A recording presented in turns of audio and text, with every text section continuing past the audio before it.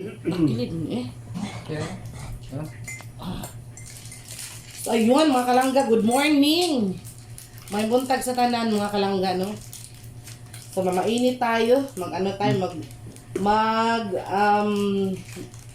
since wala pa kaming, wala pang ganang kumain ng kanin, mag-breakfast, mangapi muna kami. Pero yung, namin, hindi kape, energy, mga kalangga, sila papa kay champion, sa akin energy na ito yung energy talaga na may cereal ba with milk. Kanila is champion, energy pa rin pero champion. Kumusta na kayo dyan mga kalangga? Maghanap man lang or against the light? Against the light siguro. Nabunan. Matamis na yun dong. Nakagag tubig This naman pinch of paper. Musta kayo dyan mga kalangga?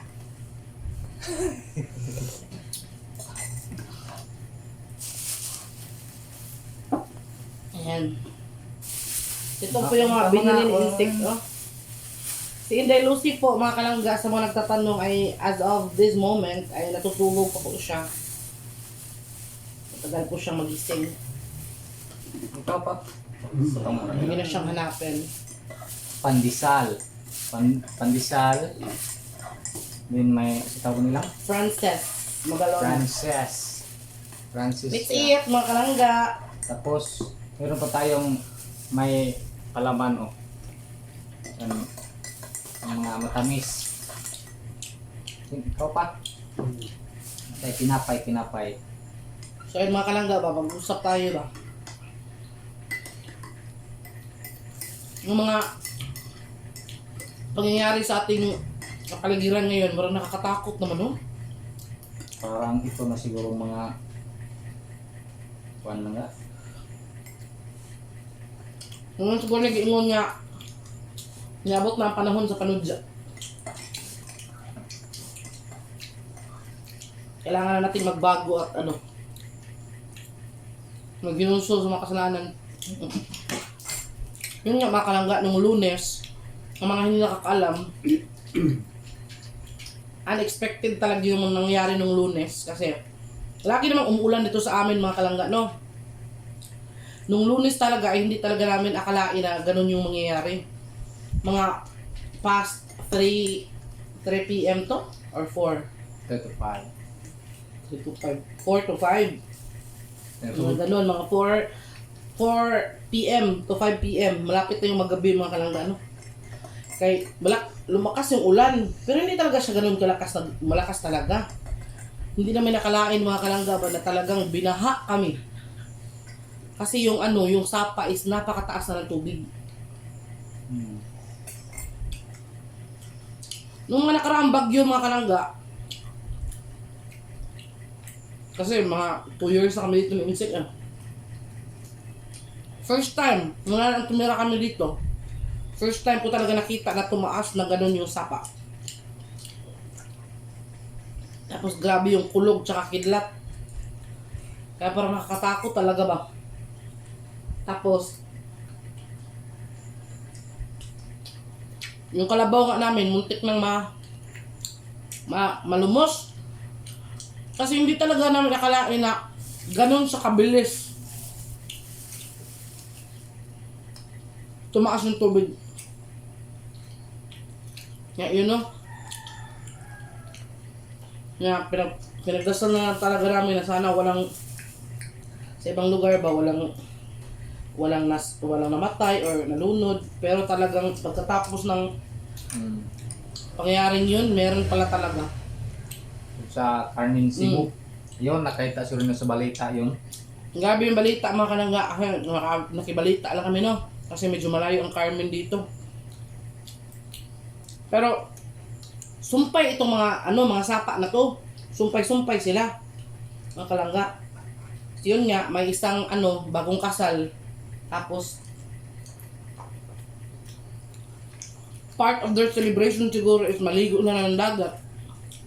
Maligo sila ng dagat, no? Okay. Nakay sila ng, ano, sasakyan nila? Pick up. Pick up. Yung, ano ba? Walang lubot ba? Walang lubot. Walang, parang yung likod bitaw. May masakyan na tao. Walang pandong yung likod. Yung pick up nga. Tapos, hindi nila akalain man na ganun kabilis tumaas yung tubig. Nilabang sila Diyan naman yung kuan, diyan nakatira yung kuan. driver. Oo, yung nagkayon ba. Diyan nakatira sa Carmen. Ganyan na lugar, alam nila yon. Saan bang sapa yun? Doon sa Pangkatumo. Pagtong. At tumog Carmen. Yun nga daw. Nakukulan sa Pangkatumo. Oo. Marami na nga daw nalunod dyan. Sa sapa na yan. Bilogot. Alam na alam sana ng driver na delikado na yon. Kasi yung current ba? Yung current ng sapa kasi mga kalangga, yung tubig sa ilalim yan is ano ba? Magtutulog ito parang buhawi ba? Kaya kahit gaano ka pa kagaling na swimmer, gaano ka pa kagaling lumangoy, mananagat kas inyo, kapag talagang sinubukan mong mulabang atong mga sapa, wala ka talaga. Kaya yun, ang nangyari, 17 sila kabuok. 17 person sila na nakasakay. 17 passengers, kasama na dun yung mag-asawa na bagong kasal.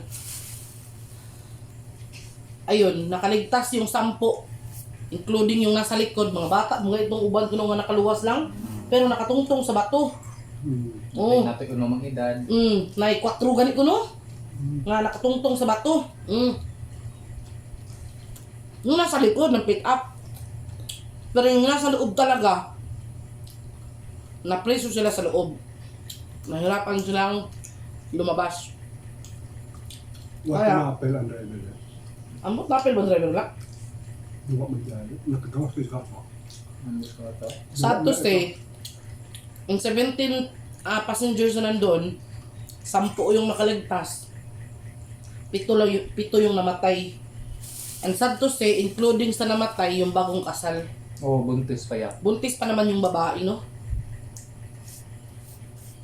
Kinasal po sila nung kuan July 6. Namatay sila July 9. Sabi no? 3 days lang. Dali na kaya. Pagkwan na kadlaw, nakawa. Tapos na nakakaawa pa, yung babae ay buntis pa naman. Tapos yung mga labi nila mga kalangga, yung katawan nila, kaya kung ano, doon natagpuan sa yung iba, sa ano, panalipan, wala. sa dagat na. Kasi itong Yun sapa, sa mga katawan sa atin, sa Bima. Lucky. Oh, ang asawa yun. Lalaki asawa yun. Ang asawa gani, ito katapusan kitaan.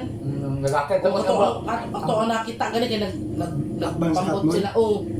ang babae kaya doon sa panalipan daw. Doon sa Bima Beach ba?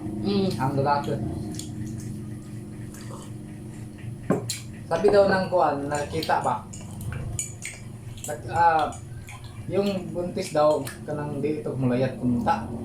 Nakita niya yung asawa na kuan, tumalon. Tumalon siya. Tumalon pala siya. Oo, nakita yung asawa tumalon. Susunod, sunod siya ba? Sumunod siya para mag-unungay sila. Yan po kung nasa sumpaan nila ba? Simbahan. Sa kamatari ng Inisip kabuok sana nila. niya yung ano niya, yung anak niya. Nag-unong din sila tulo. Bakit? Nakakaawa mga kalangga, no? So, mag-iingat talaga tayo, lalo na sa mga malapit sa sapa. Yan nga dito sa amin mga kalangga. Every night, bago kami matulog, yung mga hayop namin ay talagang nilagay na namin doon sa may upper part ba? Yung nasa mataas bitaw na bahagi. Para hindi maabutan ng tubig. Ang hato sabi natin, hato sa mag-uunong ang kwan. Yung nalumos. Doon gaya. Kahapit dito. Oo, kaya nawaagaw natin. Linaw-linaw yan. Paglilay na ko sa tigod, di ba ko kaduol kay kusog ba ng bulos tubig. Oo, kusog Ituyok na. na ako dire, pikas. Pagtuyok na ako sa igari pa ang yun na kay nawa mo pud siya dito nga nagkuha sa Kosong ba dito? nagkuha sa kanang sa katong water pump ba? Una na ano ba gatos gari? Oy kay tanaw na ko. Hindi beto siya primero na ko tanaw pa. Hala, pagsulod akong tanawa naman. Nagtuyok-tuyok ako kay mo, asa ko paingon. Gari, apa, gari. Ako tawag apa, gari. Ang duha, diri, ratol po sila diri bisita. Manggani, kinakita ko niya nilapot diri. Muradyo ko, Nagpantak ba ko? muradyo ko, gibtan, tunok niya. Abot kasad ka. Ang nakita ko sa kabaw, nagkanala na lagi dito, lagi stubig lagi. Nagpano na ito siya hapit. Akala talaga namin mga kalangga, mamatay yung kabaw namin bata ba? Nahayang ay. Yan. Eh, dagan sa pagbotang lente niya. Dagan. Pumakbo siya, natakot siya sa pan mga kids ng Sa kilat ba, sa dugdog. Dugdog. Kulog siya, kidlat, natakot siya, tumakbo-takbo siya. Tapos pan siya kanang andun sa napunta sa kuan kanang lalim ba kasi may patunaan ba niya diha sa una. Na tubig mataas na. Ayan. Na kuan sa ano sa lubid ba. Nahikot yung lubid niya. Kaya yung simod niya, yung dito niya, nasubsob na dun sa tubig. Pagkita ko sa kanya, hindi ko naman malapitan kasi yung tubig ba? Ginoo ko dulo. Magaling man akong lumangoy pero May wawe kayo diya saan. Okay naman dire ang tubig na gud din gusto kay lina na, madlok ay. Madlok ko niya. Dito ra. Asa dito, laong meron di dapit. Maunlod pa lang noong ko rito. Madlok mo ako. May makakasang ako man ko na manang sa umod. Ang gani. Lamang ya dili ra ba makita tong limaw. Gani. No. Muto nga ako gitawag si Gary. Sus, kaya akong tanaw ni Gary dito. Kumato siya sa water pump. Pagsunod kong tanawan, aman. School ba? Lagi na ako lagi. Iyahat Kaya no, sa panahon ngayon, lalo na may nabasa na naman ako na Pvox na madarating daw na 8.1 magnitude na earthquake. Nako. Kaya dapat lagi tayong handa mga kalangga no? Every time. Huwag tayong pakampante ba kaya. Mag-tsunami daw. Kano palayo lang yan. Nakatakot eh. Nakatakot. Mas lalo ako natakot para sa pamilya ko dun sa Bohol. Kasi, Brumurasag tsunami to. kasi yung ano eh, yung dagat is malapit lang talaga sa amin. Kaya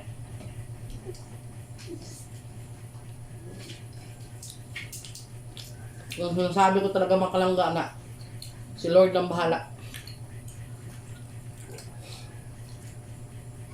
Kaya ayun, nalungkot din ako mga kalangga pagkatapos ng baha. Apa? Ako. Kasi yung isa namin sa kabila, puro Ug yung mga- hanginan. hmm? Ug hanginan. Ano? Mabuti na lang, walang hangin talaga. Ano lang siya, ulan. Kung di, sus, ubos yung aming mais. Sayang kaayo. Masama to sa ona do na. Katapos pa namang mag-abono. Puso ug ulan. Mga gagmay kaya na kalubos man. Ang gagmay kaya. Katapos pa lang talagang mag-abono mga kalangga, no? Pero, Sinugo na abono. kaya yun, sa mga ng video na to, mag-ingat kayo saan mang panig kayo ng mundo. Kahit nasa abroad kayo, nasa Pilipinas man, nasa probinsya, huwag kayong pakapante. Kaya, hindi natin alam no, kung ano yung pwedeng mangyari. Kaya, kailangan nating mag-pray na lang talaga na sana ipalayo tayo sa mga sakuna no. Sa mga aksidente, sa mga ganong pangyayari. Pero si Lord pa rin naman po ang bahala kung ano yung talagang binigay niya sa atin na kapalaran. Kahit ano namang ingat natin, no? Kung talagang panahon na natin, wala tayong magagawa mga kalangga. Kaya nga sinasabi ko, life is short. You have to, kailangan mong magsabi ng I love you lagi sa pamilya mo. Kailangan mong, kanang iparamdam mo sa kanila na mahal mo sila. Kasi baka huli ng lahat, gusto mo iparamdam, pero wala ka ng kapasidad na, kanang iparamdam sa kanila kasi wala na, it's too late. Kaya yun mga kalangga, no? Ano sa mga nag-a-advise po sa akin regarding my health mga kalangga? Ito po yung sabihin. Lahat ng mga advices nyo po ay binabasa ko po yun and na-appreciate ko po yun mga kalangga. Pero alam nyo po, mahirap nga po talagang gawin pero sinusubukan ko naman po. Kasi sino ba naman no? Ang gustong magkasakit at gustong mamatay. Pero hindi ako, parang feeling ko mga kalangga, yung iba kasi, yung iba mafe-feel ko na concern lang sa akin. Pero yung iba lang talaga, parang pinapatay na ako ba? Na ano? Eh, hindi na ako nagbabasa ng comment mga kalangga kasi instead of maano ako, mapiskay ko ba? Instead of wala akong sakit, wala akong dinaramdam, every time nagbasa ako ng mga comment, natatakot ako. Kasi, natakot ako ba na baka matotoo yung hindi ako aabutan ng 40, baka ma-heart attack ako, mga ganun ba? No, hindi ako matutsugi sa kuan, sa sakit, matutsugi ako sa kuan, panic. Magpa-panic na ako kasi sa mga comment, no?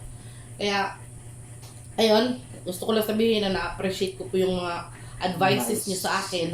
Hindi ko po yun iniisip as bashing. Pero yung iba talaga, insensitive yung iba. Talagang hindi sila nag-a-advise. Talagang tinitira ka ba? Pero bahala na si God sa kanila. Bahala na si Lord. So ito yung mga kalangga, naubos yung mga pa. At saka insects. Pero sa akin mga kalangga, matagal talaga ako makaubos nito. Minsan nga, hindi ko na maubos. Bigay ko na lang sa pusa. So ayun mga kalangga, thank you so much po sa panonood ng aming vlog ngayon. Ngayong morning na to. Kasi mga kalangga is, na-miss namin kayo, no? Simula nung umuwi kami ng Bohol. So gusto ko lang po ulit magpasalamat po sa lahat ng mga nanonood ng aming video nung pag-uwi namin ng Bohol. And gusto ko lang din pong humingi sa inyo ng pasensya kasi po konti lang yung na-video namin kasi po wala po talagang kuryente sa amin. No? Naki-charge lang kami doon sa may perya doon sa amin pero never, wala talaga kami kuryente doon. Tapos may solar, hindi naman po naman masyadong kanang malakas kasi po marami din nagcha-charge tapos hindi masyadong malakas yung init ba. Marami talagang nagcha-charge kasi yung mga dayo ba, yun lang yung kinukuhanan ng power or ng charging sa cellphone yung solar. Kaya yun, limited lang yung ating video sa pag-uwi sa Bohol. Marami pa sana mga kalangga, marami sana kaming mga happenings or mga pangyayari doon sa Bohol na gusto naming i-vlog. Kaso lang po, wala kaming charging. Walang charging yung cellphone namin. Lobat lahat. Kahit kay insect sa akin, mga pamangkin ko, lobat talaga. Kaya kapag naka-charge kami ng konti, vlog kami. Kaya yun, nakikita nyo, yung vlog namin iba, putol-putol nga. Kasi, ayun nga, kailangan pa namin mag-charge, no? Mahirap talaga dun sa amin, mga kalangga, no? So, salamat pa rin po ako kasi nanonood pa rin kayo. So, sana patuloy kayong manood. Please, no skip ads, mga kalangga, no?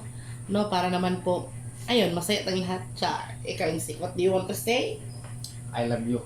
No, tao eh.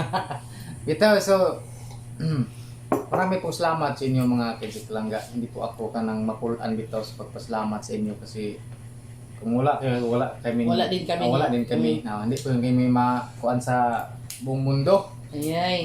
Wala silang gatsa kasi insik, hindi nyo kami nakilala kung hindi nyo kami tinangkilik mga kalangga. No? So, maraming salamat po sa nanonood at sa mga nagmamahal judhan, sa nagmamahal ng Langga Insik Vlog. Yes, most especially kay Ma'am Josephine. Hello. Hello, ma'am. Hello, si Ate Yumi. Ate Yumi Kawi, Ma'am Popoy Rufino, lahat, kay Tita Vivian Mariano, kay Ma'am Adelina Felices Ibanez, and get well soon, Ma'am Angie Cons. Sana po gumaling na kayo ng tuluyan. Kay Ma'am Josefina Cortez. Hello, hi. Sa lahat po ng mga patuloy na nanonood, hindi ko na po kayo maisa-isa, pero thank you so much sa inyong lahat. So, ganito lang po ang video namin na to. Sana entertain kayo at sana po, nasagot lahat ng inyong katanungan. So, see you in our next video. Once again, I'm Langga. I'm Insik. Together with Father, thank you sa pagsama sa amin yung breakfast. And thank you for watching to our vlog. Bye-bye!